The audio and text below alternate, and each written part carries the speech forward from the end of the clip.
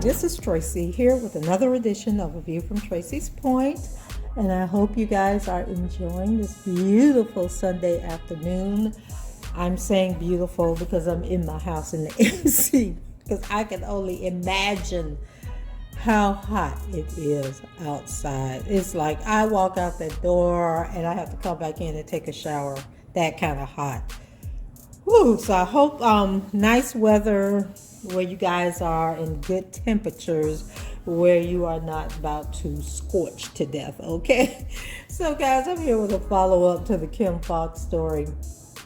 And if you all remember, in the last video I did, and I was reading the actual police report, and I said that it cut off at the bottom and I couldn't tell what else was written there.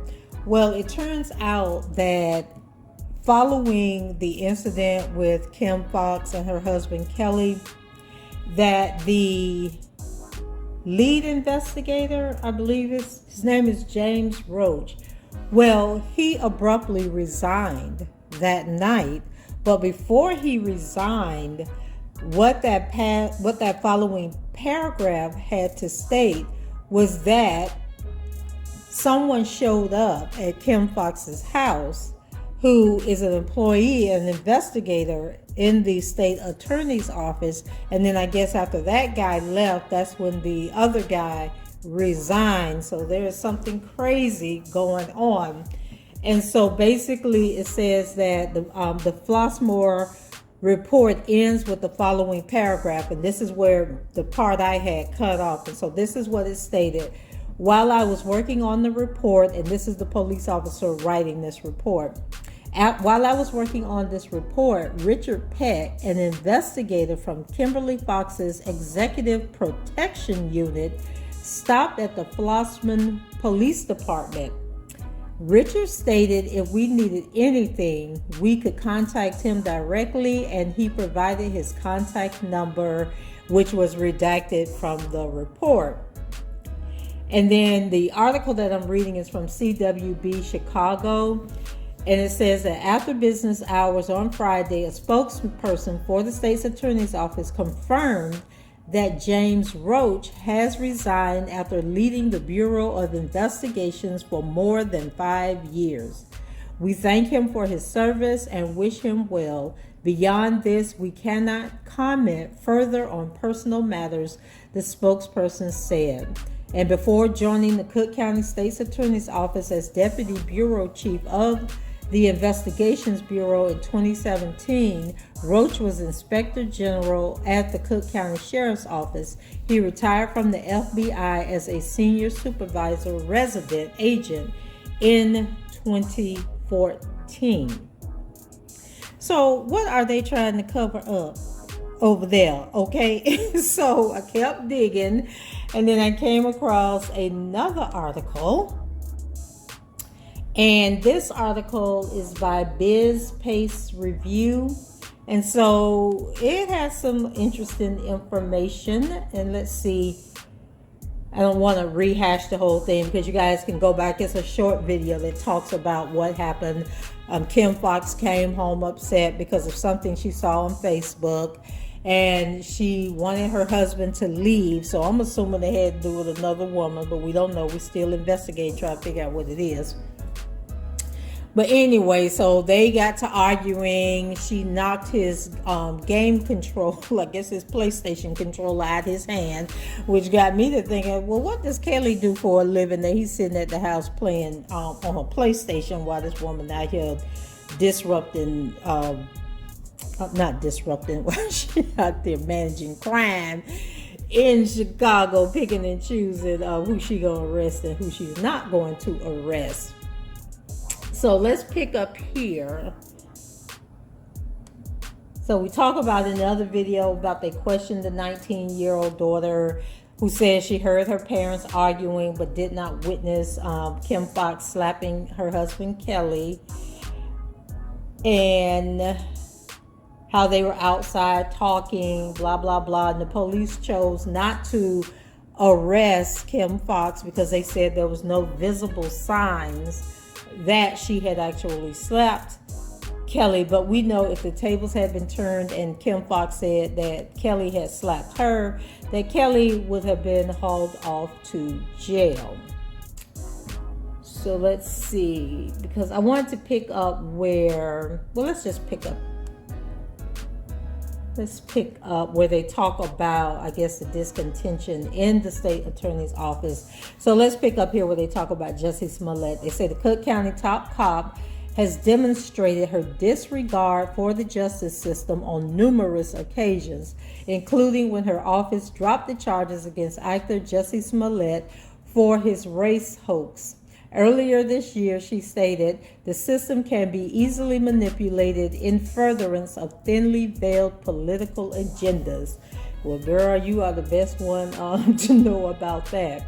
So a source at her office appeared to suggest to Fox News that is precisely what is happening now, as they explained, and this is somebody from her office stating, well, we all knew about it right when it happened, but we were waiting for the corruption to start.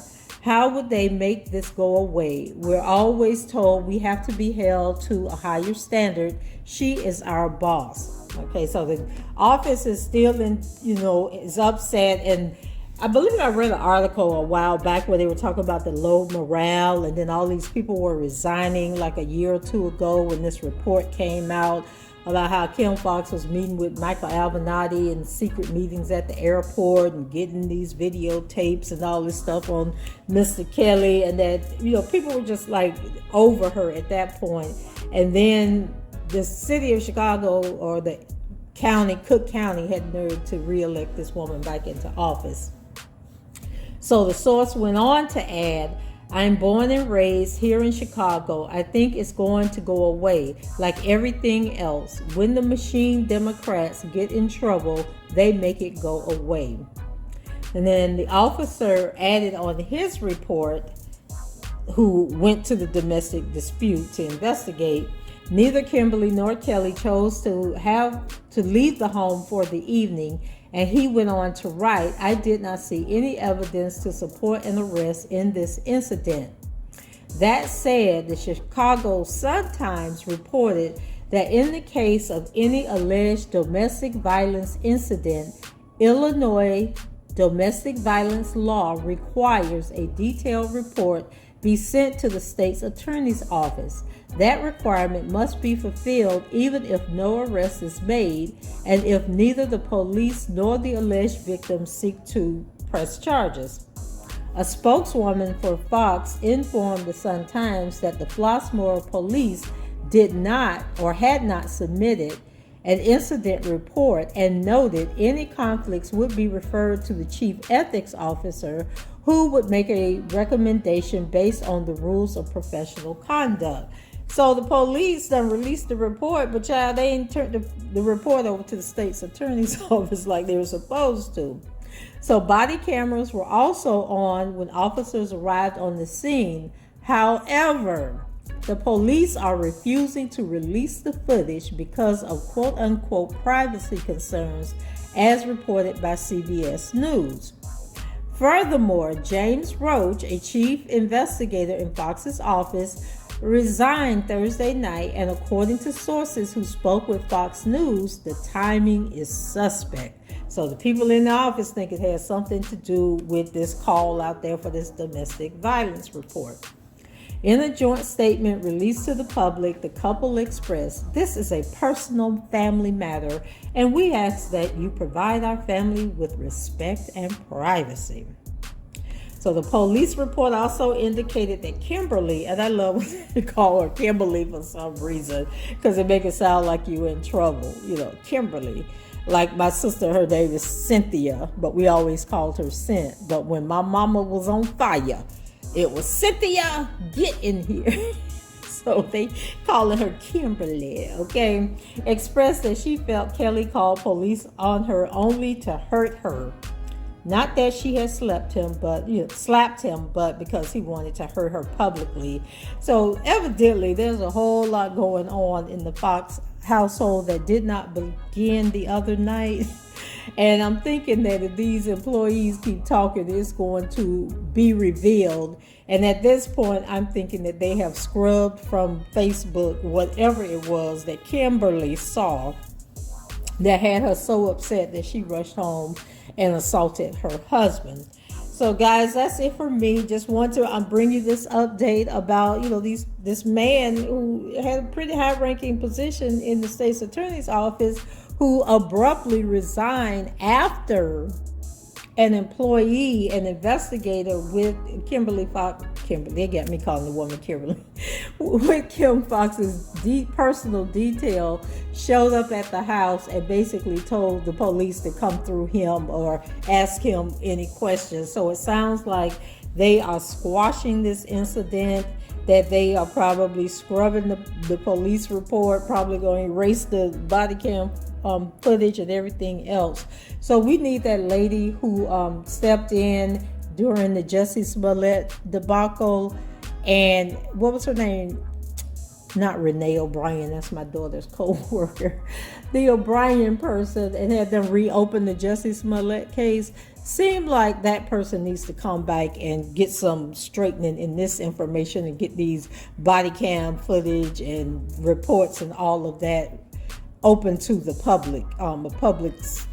Make them public, because we got a right to know. At least the people in Cook County has a right to know, because they are paying Kimberly's salary. So that's it for me. Go ahead, leave your comments below, rate the video, and subscribe to the channel if you haven't done so already. And until the next time, I shall talk to you guys later. Bye-bye.